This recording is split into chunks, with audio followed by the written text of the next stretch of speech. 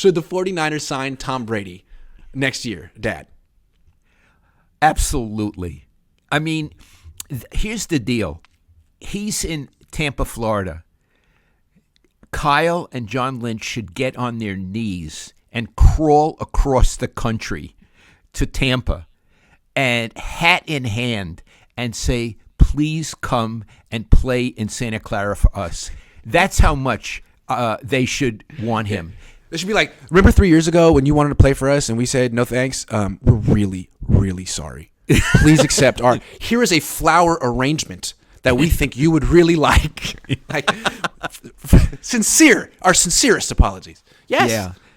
Absolutely. And here's the deal. Well, you say, if they sign Brady, let's say for a year or two, okay? Well, that'll further put Trey Lance back, and it might put Brock Purdy back. And if they keep Jimmy, which I don't think they will, it'll put Jimmy back. And my feeling is, who the hell cares? They have a very small window. This team, parts of it are getting older. Their window is now. Mm-hmm. If they had Tom Brady now, they would be favored to win the Super Bowl and would win it. They would win the Super Bowl with Tom Brady. Yes. So they would. So it's that simple. Yeah, right. They should have figured this out 3 years ago. I mean, it was like a 2 + 2 = 4 equation, and they were like, nah. We do you have a calculator? Jimmy. You got a calculator? I can't. I don't know. 2 + 2? Yeah, no. No, so if they can get Tom Brady, crawl across the country on your knees and bring him some See's chocolates. Absolutely. Say what you got to say. And I think it could work. It's not like Tampa's a great team. I think he probably wants to leave there. He's not married anymore. There's no one telling him he's not allowed to play football. He probably could play as long as his heart desires. And on this team, I mean, I know the Niners get their quarterbacks hurt, but I've seen Tom Brady play for 20 years. He really knows how to protect himself. So I think that would be the best thing about Tom Brady. You'd have a quarterback who's healthy for the first time. And I'll tell you something else. How about the first day he walks into that locker room? Oh, my God. Can you imagine the respect?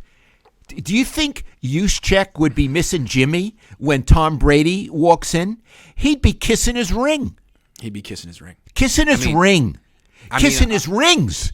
Because, frankly, Juszczyk was kissing Garoppolo's rings when he came from New England, and he was just wearing the rings that he got when he was a backup. The Niners were so impressed by Jimmy Garoppolo's New England pedigree. All right, well, here's the real deal. Yeah. So, I mean, everybody is going to be so impressed.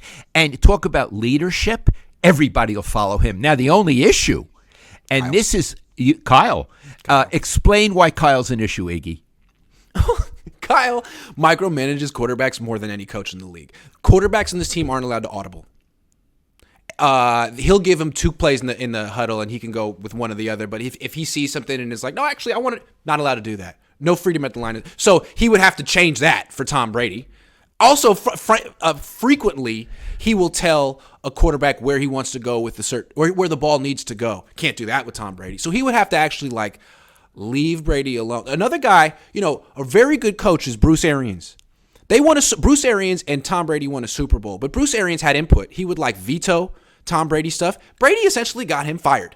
And now look at their offense. So, hey, it's Brady too. It's a little bit of a power struggle, but they're going to have to work together because Brady can get a little bit too much power as well.